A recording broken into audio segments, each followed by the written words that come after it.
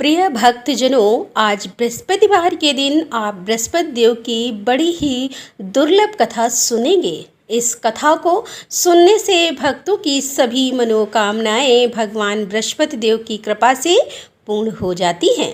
तो आइए बड़े ही श्रद्धा और प्रसन्नचित मन से इस कथा को सुनते हैं। भारतवर्ष में एक प्रतापी और दानी राजा राज्य करता था।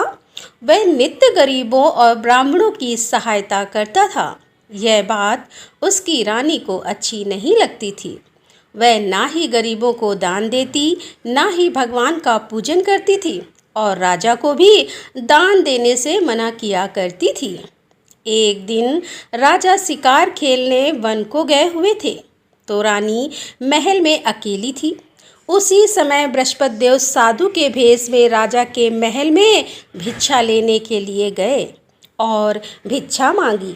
तो रानी ने भिक्षा देने से इनकार कर दिया और कहा कि हे साधु महाराज, मैं तो दान पुण्य से तंग आ गई हूँ। मेरा पति सारा धन लुटाते रहते हैं। मेरी इच्छा है कि हमारा धन नष्ट हो जाए, फिर ना रहेगा बांस, ना बजेगी बांसुरी। साधु ने कहा, देवी तुम तो बड़ी विचित्र हो। धन संतान तो सभी चाहते हैं, पुत्र और लक्ष्मी तो पापी के घर में भी होने चाहिए।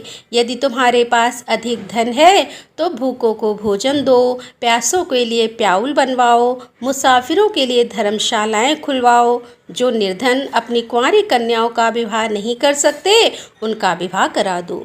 ऐसे और कई काम हैं जिनके करने से तुम्हारा यश लोक और परलोक में फैलेगा। परंतु रानी पर उपदेश का कोई प्रभाव नहीं पड़ा।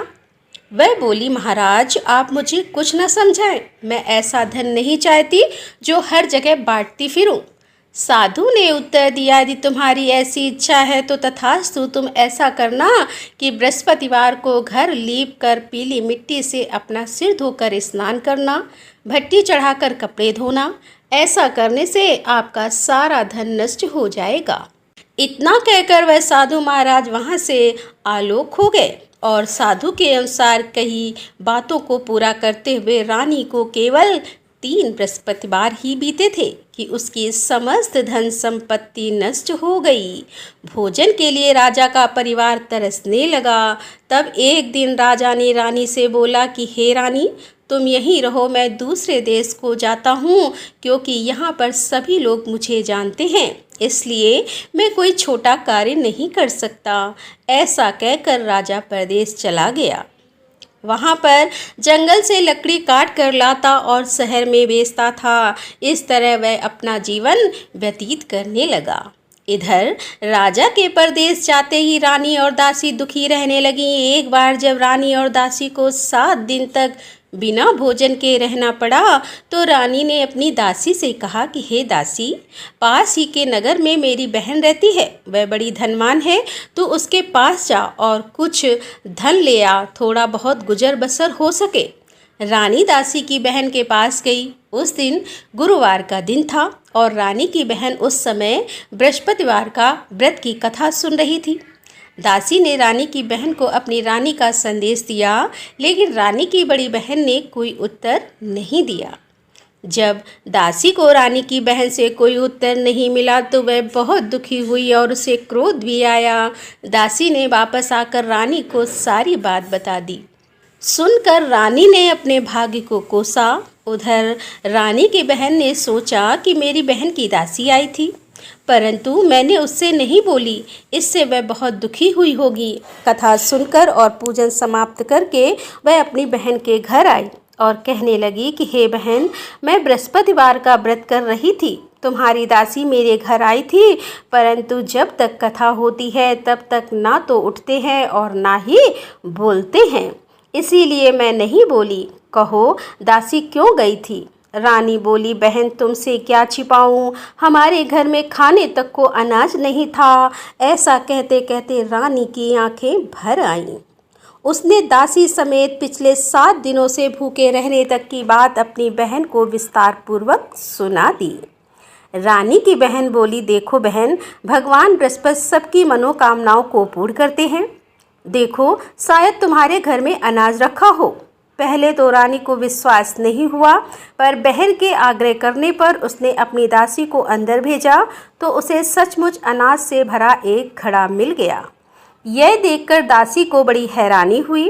दासी रानी से कहने लगी कि हे रानी, जब हमको भोजन नहीं मिलता था तो हम व्रत ही तो करते हैं, इसीलिए क्यों ना इनसे व्रत और कथा की विधि पूछ ली जाए ताकि हम भी व्रत कर सके।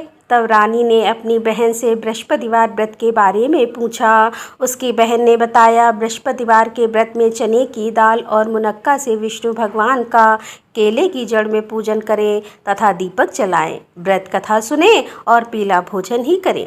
इससे बृहस्पति देव प्रसन्न होते हैं। और व्रत और पूजन विधि बताकर रानी की बहन अपने घर को लौट गई। 7 दिन के बाद जब गुरुवार आया तो रानी और दासी ने व्रत रखा। घुड़साल में जाकर चना और गुड़ लेकर आई। फिर उसने केले की जड़ तथा विष्णु भगवान का पूजन किया।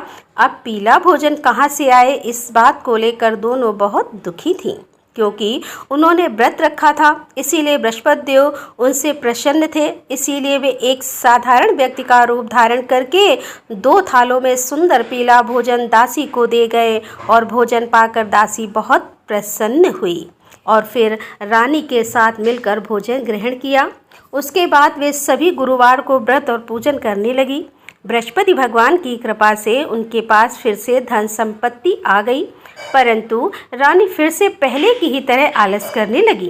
तब दासी बोली, देखो रानी, तुम पहले भी इसी प्रकार आलस्य करती थी, तुम्हें धन रखने में कष्ट होता था, इस कारण सभी धन नष्ट हो गया और अब जब भगवान बृहस्पति की कृपा से धन मिला है तो तुम्हें फिर से आलस्य होता है।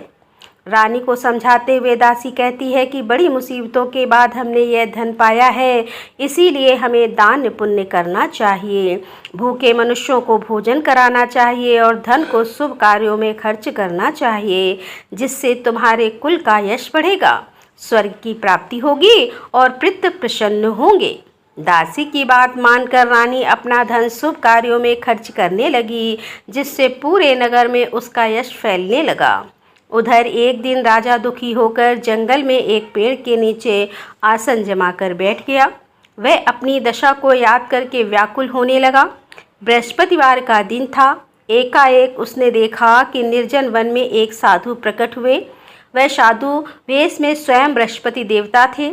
लकड़हारे के सामने आकर बोले कि हे लकड़हारे, इस सुनसान जंगल में तू इतना चिंता मग्न क्यों बैठा है। लकड़हारे ने दोनों हाथ जोड़कर प्रणाम किया और उत्तर दिया, महात्मा जी, आप सब कुछ जानते हैं, मैं क्या कहूँ। यह कहकर रोने लगा और साधु को अपनी आत्मकथा सुनाई। महात्मा जी ने कहा, तुम्हारी स्त्री ने बृहस्पतिवार के दिन बृहस्पति भगवान का निरादर किया है, जिसके कारण रुष्ट होकर उन्होंने तुम्हारी यह दशा कर दी। अब तुम चिंता को दूर करके मेरे कहने पर चलो, तुम्हारे सब कष्ट दूर हो जाएंगे और भगवान पहले से भी अधिक संपत्ति देंगे। तुम बृहस्पति के दिन कथा किया करो, 2 पैसे के चने मुनक्का लाकर उसका प्रसाद बनाओ और शुद्ध जल से लोटे में शक्कर मिलाकर अमृत तैयार करो और कथा के पश्चात अपने सारे परिवार और सुनने वाले प्रेमियों में अमृत व प्रसाद को बांटकर खुद भी ग्रहण करो। ऐसा करने से भगवान तुम्हारी सब मनोकामनाएं पूरी करेंगे। साधु के ऐसे वचन सुनकर लकड़हारा बोला, हे प्रभु, मुझे लकड़ी बेचकर इतना पैसा नहीं मिलता जिससे भोजन के उपरांत कुछ बचा सकूं। मैंने रात्रि में अपनी स्त्री को व्याकुल देखा। मेरे पास कुछ भी नहीं है जिससे मैं उसकी खबर मंगा सकूं और फिर मैं बृहस्पति देव की क्या कहानी सुनूं। मुझको तो कुछ भी मालूम नहीं। साधु ने कहा कि हे लकड़हारे, तुम किसी बात की चिंता मत करो। बृहस्पतिवार के दिन तुम रोजाना की तरह लकड़ियां लेकर शहर को जाओ। तुमको रोज से दुगना धन प्राप्त होगा, जिससे तुम भली भांति भोजन कर लोगे और बृहस्पति देव की पूजा का सामान भी आ जाएगा। बृहस्पति देव की कथा इस प्रकार है, सुनो। प्राचीन काल में एक ब्राह्मण रहता था। वह बहुत निर्धन था। उसकी कोई संतान नहीं थी। उसकी स्त्री बहुत मलिनता के साथ रहती थी।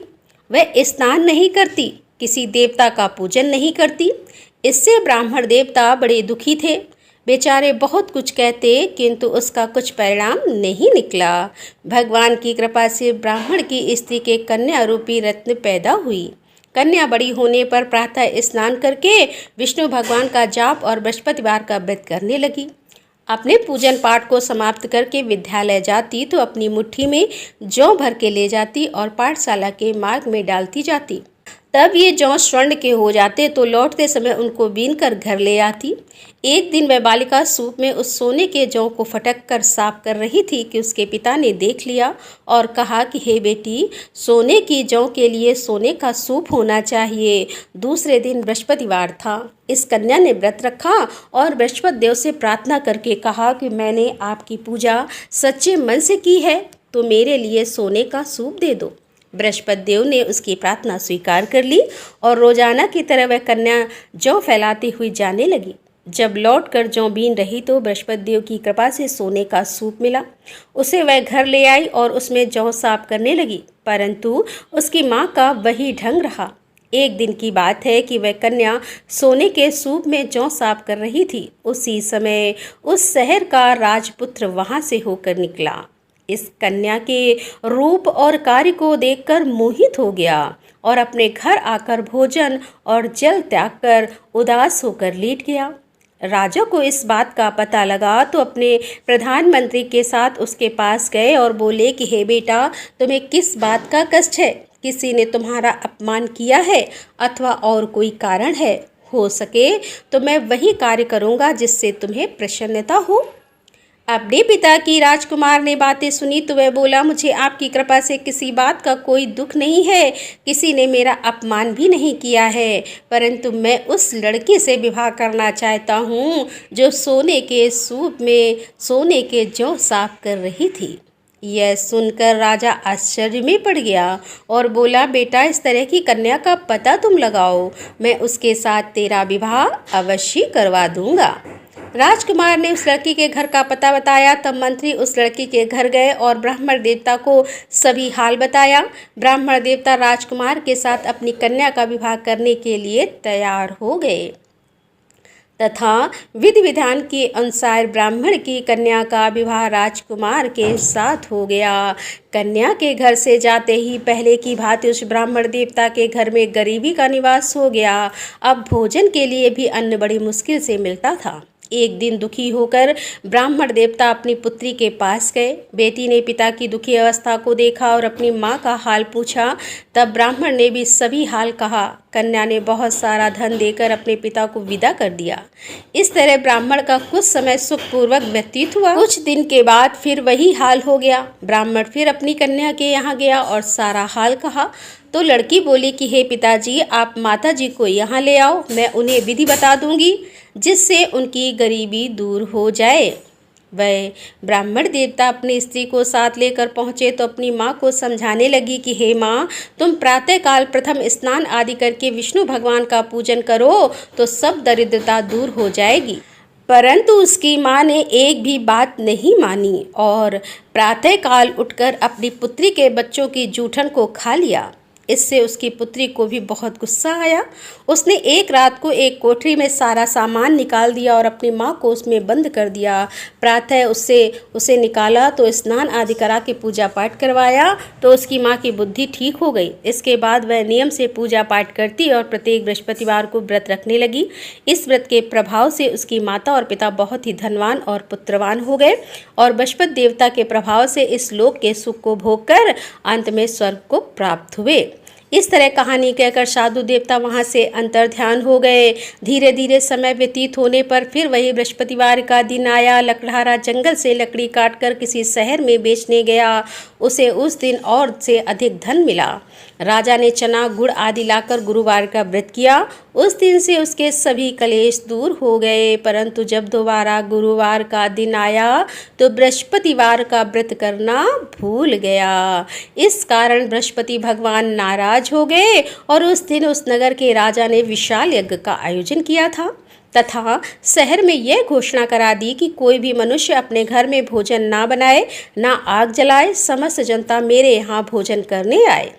इस आज्ञा को जो ना मानेगा उसे फांसी की सजा दी जाएगी। इस तरह की घोषणा संपूर्ण नगर में करवा दी गई। राजा की आज्ञा के अनुसार शहर के सभी लोग भोजन करने गए, लेकिन लकड़हारा कुछ देर से पहुंचा, इसीलिए राजा उसको अपने साथ घर ले गए और ले जाकर भोजन करा रहे थे तो रानी की दृष्टि उस खूंटी पर पड़ी जिस पर उसका हार लटका हुआ था। वह वहां पर दिखाई नहीं दिया। रानी ने निश्चय किया कि मेरा हार इस मनुष्य ने चुरा लिया है। उसी समय सिपाहियों को बुलाकर उसको कारागार में डलवा दिया। जब लकड़हारा कारागार में पड़ गया और बहुत दुखी होकर विचार करने लगा कि ना जाने कौन से पूर्व जन्म के कर्म से मुझे यह दुख प्राप्त हुआ है, और उसी साधु को याद करने लगा जो कि जंगल में मिला था। उसी समय तत्काल बृहस्पति देव साधु के रूप में प्रकट हुए और उसकी दशा को देखकर कहने लगे, अरे मूर्ख, तूने बृहस्पति देव की कथा नहीं करी, इस कारण तुझे दुख प्राप्त हुआ है। आप चिंता मत कर, बृहस्पतिवार के दिन कारागार के दरवाजे पर 4 पैसे पड़े मिलेंगे। बृहस्पतिवार के दिन कारागार के दरवाजे पर 4 पैसे पड़े मिलेंगे। उससे तू बृहस्पति देव की पूजा करना, तेरे सभी कष्ट दूर हो जाएंगे। बृहस्पतिवार के दिन उसे 4 पैसे मिले। लकड़हारे ने कथा कही। उसी रात को बृहस्पति देव ने उस नगर के राजा को स्वप्न में कहा कि राजा, तुमने जिस आदमी को कारागार में बंद कर दिया है वह निर्दोष है, वह राजा है, उसे छोड़ देना। रानी का हार उसी खूंटी पर लटका है। अगर तू ऐसा नहीं करेगा तो मैं तेरे राज्य को नष्ट कर दूंगा। इस तरह रात्रि के स्वप्न को देखकर राजा प्रातः काल उठा और खूंटी पर हार देखकर लकड़हारे को बुलाकर क्षमा मांगी और लकड़हारे को योग सुंदर वस्त्र आभूषण देकर विदा कर दिया। बृहस्पति देव की आज्ञा के अनुसार लकड़हारा अपने नगर को चल दिया। राजा जब अपने नगर के निकट पहुंचा तो उसे बड़ा आश्चर्य हुआ। नगर में पहले से अधिक बाग, तालाब, कुएं तथा बहुत सी धर्मशालाएं, मंदिर आदि बन गई हैं। राजा ने पूछा, यह किसका बाग और धर्मशाला है? तब नगर के सब लोग कहने लगे, यह सब रानी और बांदी के हैं। तो राजा को आश्चर्य हुआ और गुस्सा भी आया। जब रानी ने यह खबर सुनी कि राजा आ रहे हैं तो उन्होंने दासी से कहा कि दासी देख, राजा हमको कितनी बुरी हालत में छोड़ गए थे। हमारी ऐसी हालत देखकर वह लौट ना जाएं, इसीलिए तू दरवाजे पर खड़ी हो जा। आज्ञा के अनुसार दासी दरवाजे पर खड़ी हो गई। राजा आए तो उन्हें अपने साथ लेकर आई। तब राजा ने क्रोध करके अपनी रानी से पूछा कि यह धन तुम्हें कैसे प्राप्त हुआ? तब उन्होंने कहा, हमें यह सब धन बृहस्पति देव के इस व्रत के प्रभाव से प्राप्त हुआ है। राजा ने निश्चय किया कि 7 रोज बाद तो सभी बृहस्पति देव का पूजन करते हैं, परंतु मैं प्रतिदिन दिन में 3 बार कहानी और रोज व्रत किया करूंगा। अब हर समय राजा के दुपट्टे में चने की दाल बंधी रहती और दिन में 3 बार कहानी कहते। एक रोज राजा ने विचार किया कि चलो अपनी बहन के यहाँ हो आए। इस तरह निश्चय करके राजा घोड़े पर सवार होकर अपनी बहन के यहाँ को चलने लगा। मार्ग में उसने देखा कि कुछ आदमी एक मुर्दे को लिए जा रहे हैं। उन्हें रोककर राजा कहने लगा, अरे भाइयों, मेरे बृहस्पति देव की कथा सुन लो। वे बोले, लो, हमारा तो आदमी मर गया है, इसको अपनी कथा की पड़ी है। परंतु कुछ आदमी बोले, अच्छा कहो, हम तुम्हारी कथा भी सुनेंगे। राजा ने दाल निकाली और जब कथा आदि हुई कि मुर्दा हिलने लगा, और जब कथा समाप्त हो गई तो राम राम करके मनुष्य उठकर खड़ा हो गया। आगे मार्ग में उसे किसान खेत में हल चलाता मिला तो राजा ने उसे देखकर बोला, अरे भैया, तुम मेरी बृहस्पतिवार की कथा सुन लो। किसान बोला, जब तक मैं तेरी कथा सुनूंगा तब तक 4 हरया जोत लूंगा। जा अपनी कथा किसी और को सुनाना। इस तरह राजा आगे चलने लगा। राजा के हटते ही बैल पछाड़ खाकर गिर गए और किसान के पेट में बड़ी जोर का दर्द होने लगा। उस समय उसकी माँ रोटी लेकर आई और उसने जब यह देखा तो अपने पुत्र से सब हाल पूछा और बेटे ने सभी हाल कह दिया। तो बुढ़िया दौड़ी दौड़ी उस घुड़सवार के पास गई और उससे बोली कि मैं तेरी कथा सुनूंगी, तू अपनी कथा मेरे खेत पर चलकर ही कहना। राजा ने बुढ़िया के खेत पर जाकर कथा कही, जिसके सुनते ही वह बैल उठकर खड़े हुए तथा किसान के पेट का दर्द भी बंद हो गया। राजा अपनी बहन के घर पहुंचा। बहन ने भाई की खूब मेहमानी की। दूसरे रोज प्रातःकाल राजा जगा तो वह देखने लगा कि सब लोग भोजन कर रहे हैं। राजा ने अपनी बहन से कहा, ऐसा कोई मनुष्य है जिसने भोजन नहीं किया हो, मेरे बृहस्पतिवार की कथा सुन ले। बहन बोली कि हे भैया, यह देश ऐसा है कि पहले यहाँ लोग भोजन करते हैं और बाद में अन्य काम करते हैं। अगर कोई पड़ोस में हो तो देखाऊं। वह ऐसा कहकर देखने चली गई, परंतु उसे कोई ऐसा व्यक्ति मिला ही नहीं जिसने भोजन ना किया हो। अतः वह एक कुम्हार के घर गई जिसका लड़का बीमार था। उसे मालूम हुआ कि उसके यहाँ 3 रोज से किसी ने भोजन नहीं किया है। रानी ने अपने भाई की कथा सुनने के लिए कुम्हार से कहा तो वह तैयार हो गया। राजा ने जाकर बृहस्पतिवार की कथा कही, जिसको सुनकर उसका लड़का ठीक हो गया। अब तो राजा की प्रशंसा होने लगी। एक रोज राजा ने अपनी बहन से कहा कि हे बहन, हम अपने घर को जाएंगे, तुम भी तैयार हो जाओ।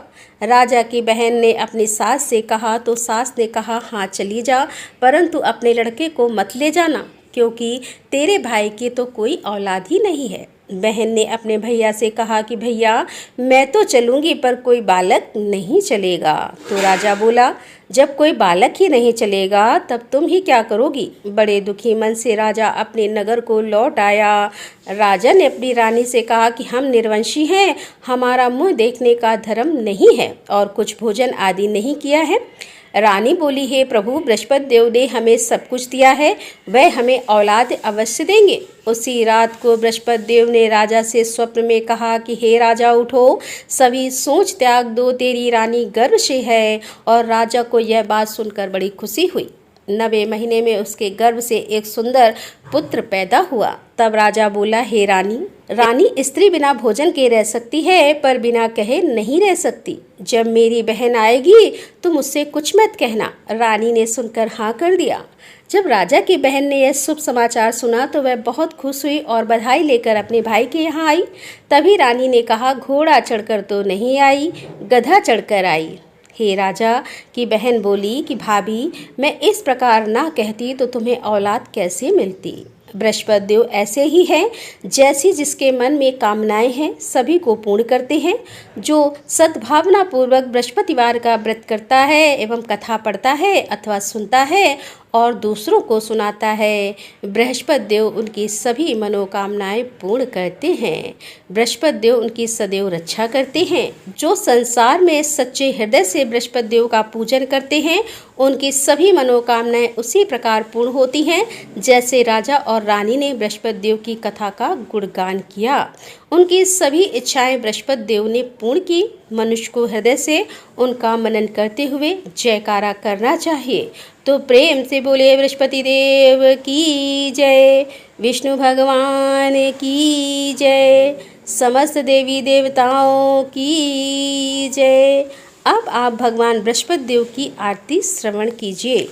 ओम जय बृहस्पति देवा, स्वामी जय बृहस्पति देवा। छिन छिन भोग लगाऊं, कंदली फल मेवा। ओम जय बृहस्पति देवा। तुम पूर्ण परमात्मा, तुम अंतर्यामी, जगत पिता जगदीश्वर, तुम सबके स्वामी। ओम जय बृहस्पति देवा। चरणामृत निज निर्मल, सब पातक हरता, सकल मनोरथ दायक, कृपा करो भरता। ओम जय बृहस्पति देवा। तन मन धन अर्पण कर, जो जन शरण पड़े, प्रभु प्रकट तब हो करे, आकर द्वार खड़े। ओम जय बृहस्पति देवा। दीन दयाल दयानिधि, भक्तन हितकारी, पाप दोष सब हरता, पाप दोष सब हरता, भवबंधन हारी। ओम जय बृहस्पति देवा। सकल मनोरथ दायक सब संचय तारो, विषय विकार मिटाओ संतन सुखकारी। ओम जय बृहस्पति देवा। जो कोई आरती तेरी प्रेम सहित गावे, चेष्ट निष्ठानंद बंद सो निश्चय ही पावे। ओम जय बृहस्पति देवा। ओम जय बृहस्पति देवा। स्वामी जय बृहस्पति देवा। प्रेम से बोलिए भगवान बृहस्पति देव की जय। बोलिए भगवान श्री लक्ष्मी नारायण की जय। आपको आज की कथा पसंद आए, आरती पसंद आए तो वीडियो को लाइक कीजिएगा, शेयर कीजिएगा और कमेंट में भगवान बृहस्पति देव जी की जय लिखिएगा और चैनल को भी सब्सक्राइब कीजिएगा। तो प्रेम से बोलिए बृहस्पति देव की जय।